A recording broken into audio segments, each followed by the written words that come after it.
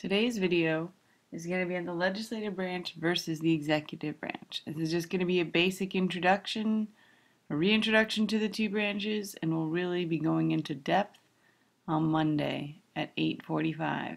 This is a very important day.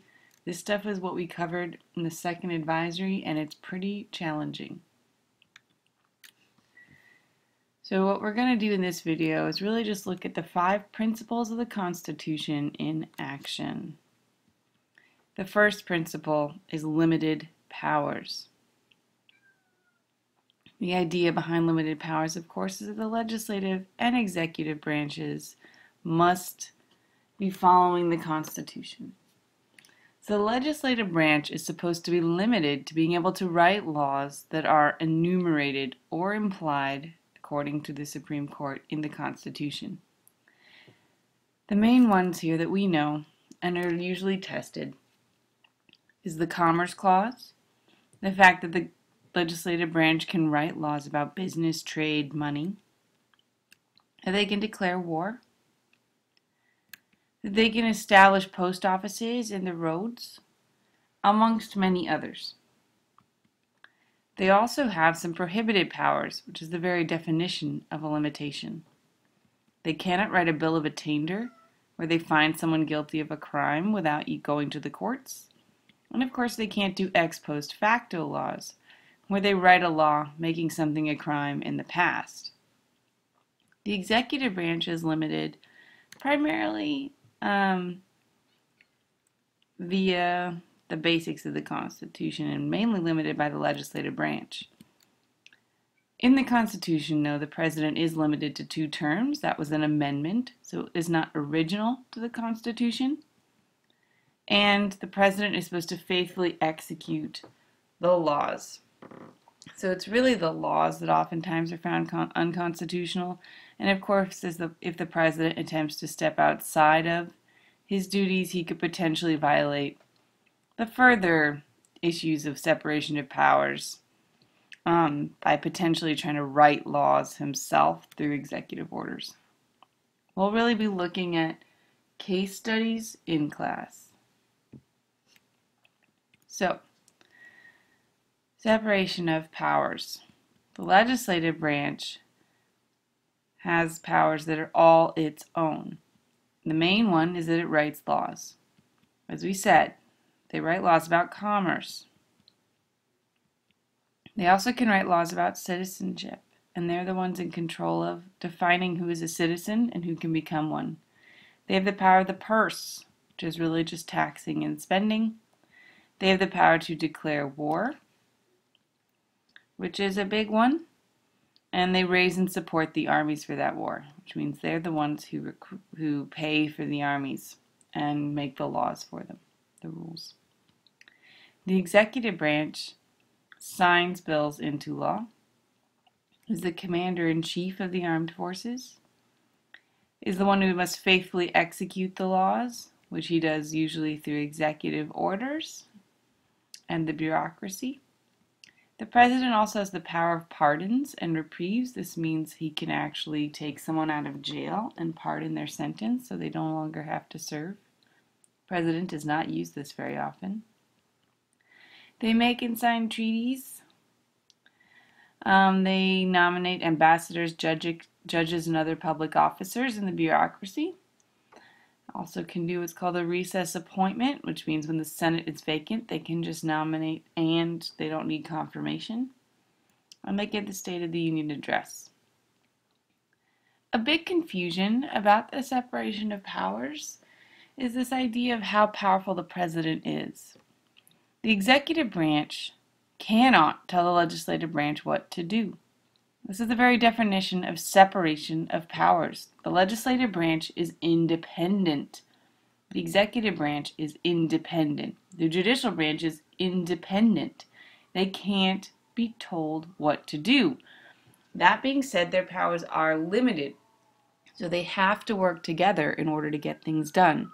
But that's very different than being ordered to do something. So let's be very clear, because the test really likes to try to trick you here. The president cannot fire or appoint anyone in the legislative branch. Representatives and senators are elected by the people. The president can't do anything about that. The president cannot force the legislative branch to write a particular law. He can ask them to. The State of the Union is him asking, not telling. He cannot force them to vote his way. That's the whole point of the legislative branch. They answer to the people. They make their own decisions. So in the end, the legislative branch answers to the people through elections. So they can only be told what to do by the people. Okay. Now on to checks and balances. In the legislative branch, they have all their regular powers, like they could use to check the president. So for example, they could write a law limiting presidential action, which they have. The 1974 War Powers Act limited President Nixon. There's also others out there. They can also use the power of the purse to check the president. So if they decide they don't want to fund one of the president's agencies, he'll probably be forced to close it. Again, that's really through laws. They also have the power of oversight. They can call for hearings where they call in members of the bureaucracy and question them under oath. They can also ask for reports and regular report backs from bureaucratic agencies, which are basically representatives of the president. They can then impeach. The House would have to vote to impeach, and the Senate would then have to have a trial to remove from office. President Clinton was impeached by the House, but the Senate did not find him guilty, so he was not removed from office. The Senate also has a special relationship with the president. They ratify all his treaties, which means they vote on them, and they confirm all the nominees. So anyone that he wants to appoint to the judicial branch, the judges, anyone that he wants to run one of his executive departments, they have to be confirmed by the Senate. Again, that's a vote. The executive branch, that didn't show up, has all their regular powers, power of enforcement, and of course signing and vetoing bills. Now for popular sovereignty.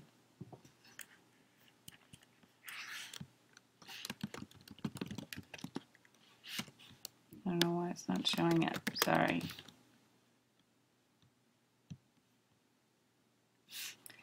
So, the legislative branch. The House of Representatives is elected every 2 years. Remember, popular sovereignty means power to the people through elections. They have unlimited terms. This means they're supposed to take the short-term view, and they represent the smallest districts. So they're really supposed to represent their local population and be very in touch with the people. The Senate is elected every 6 years, also has unlimited terms. They take the long-term view, and they have to represent their whole state. While on the other hand, the executive branch with the president and vice president are elected every 4 years and have to represent the entire United States of America. They, of course, also limited to 2 terms. The bureaucracy are appointed or hired, which means while they are some of them are getting their jobs by elected representatives, in the end, they represent their job and only really answer to the president. They might represent their expertise in a way by being an expert and just doing their job. Last here, federalism on the legislative branch. They write the laws telling the states what to do through mandates or grants. Of course, the president enforces those laws telling states what to do through the bureaucracy. All right, let's just do a couple more slides here on power plays. What we have, the question really is it a balance of power or is it an imbalance of power?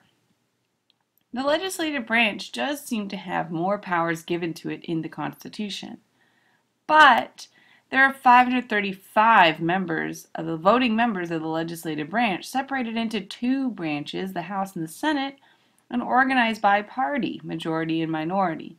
This makes it really hard to exercise, which means use, their power. So instead, they get stuck in debate, debate, debate. The House and the Senate can't agree, then they don't get anything done, which means the president usually can kind of step in and fill in that power vacuum. So they're divided. The president can sometimes really take action because he doesn't have to debate himself.